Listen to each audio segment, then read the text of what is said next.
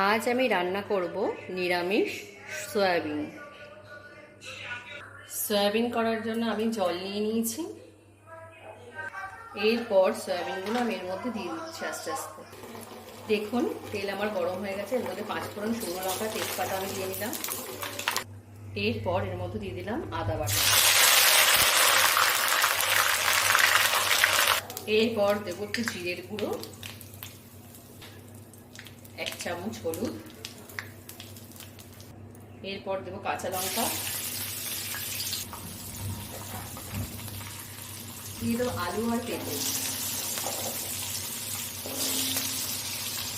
দেখুন দেখুন মশলার সঙ্গে আলু আর পেঁপে আমার ভাজা ভাজা হয়ে গেছে। এইবার এর মধ্যে আমি সিদ্ধ করা সয়াবিনগুলো ছেড়ে দেবো আর দিয়ে দেবো কতগুলো গোটা কাঁচা লঙ্কা। এরপর এতে আমি দেবো লবণ। এরপর এতে আমি পরিমাণ মতো জল দিয়ে নেব। দেখুন সয়াবিন আমার রেডি। এবার উপর দিয়ে আমি একটু ঘি দিয়ে নেব আর দেবো একটু গরম মশলা ছড়িয়ে।